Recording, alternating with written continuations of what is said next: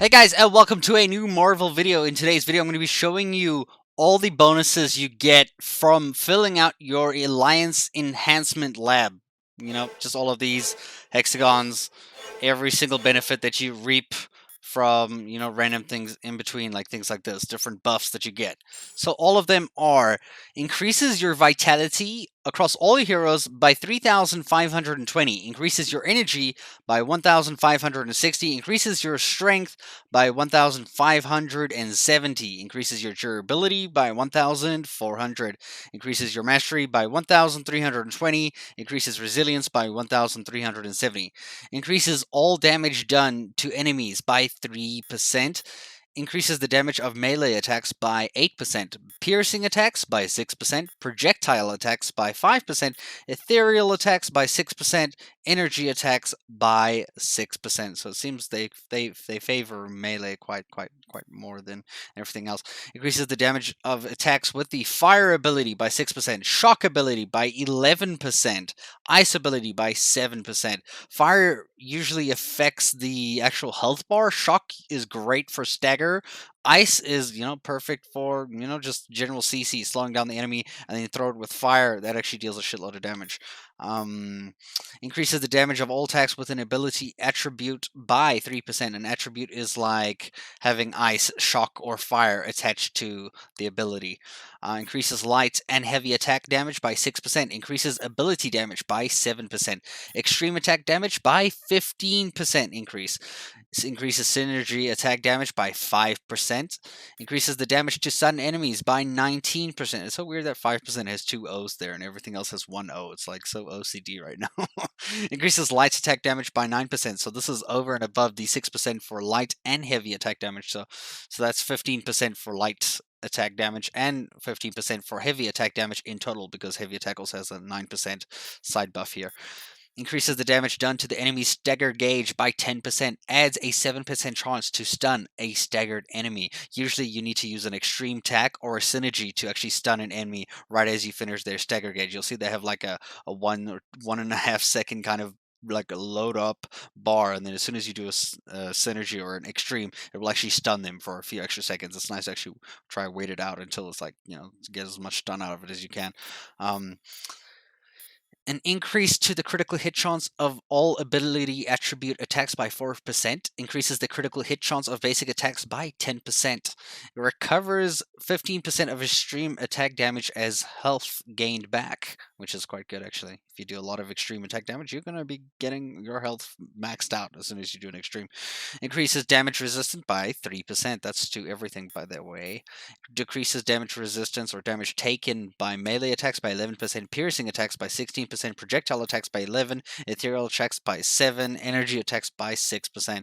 Decreases the damage taken from attacks with the fire, shock, and ice ability by, give me a second so I can see the numbers because this one's really long. Fire is 8% damage reduction, shock 8% damage reduction, ice 13% damage reduction. Anything with an ability attribute, 3% damage reduction, damaged less. Decreases damage taken by 16% when your health is 25% or less. I actually noticed this because every time I'm low life, I'm like surviving more than I should be.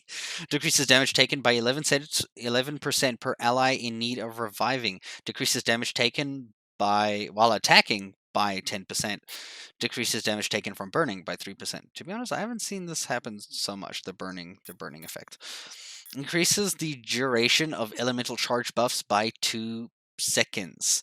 This is like how Star-Lord gets electric guns for a while when he, after he uses his electric kind of like throw out electricity thing, he actually gets to shoot normal bullets that are actually electricity buffed, which is quite cool.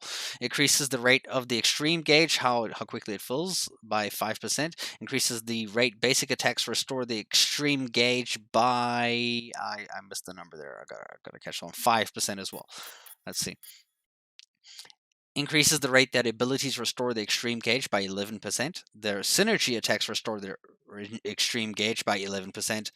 And increases the rate that the extreme gauge fills by 11% when your health points are below 25% or less, which is not bad actually. It's kind of like a last minute, like, kick.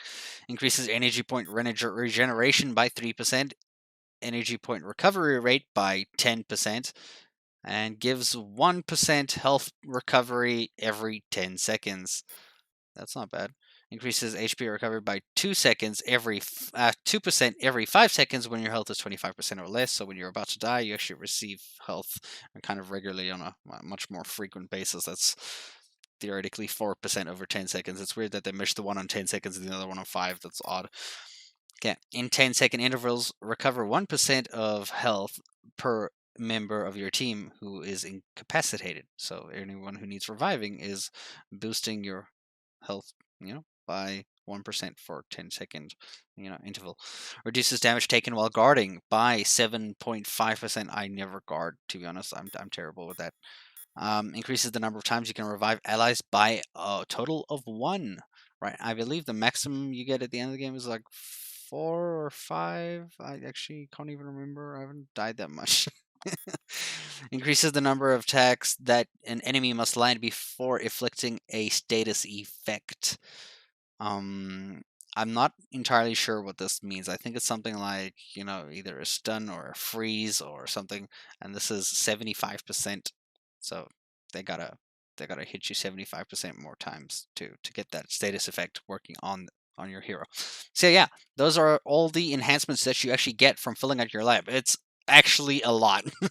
Trust me, when you fill this thing out, you feel it in your characters. Because I had basically one hexagon filled, and then I leveled all my heroes to max, and then basically almost completed all the lab except for like two or three little nodes that I needed Infinity Rifts to complete.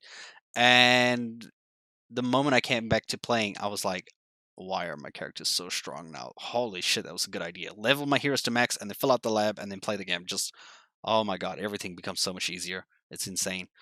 So yeah, guys, that's it. That's if you want to see it, here it is. These are your bonuses that you get for filling your lab. Hope this kind of showed you guys what's out there and what you can do to increase your character's strength.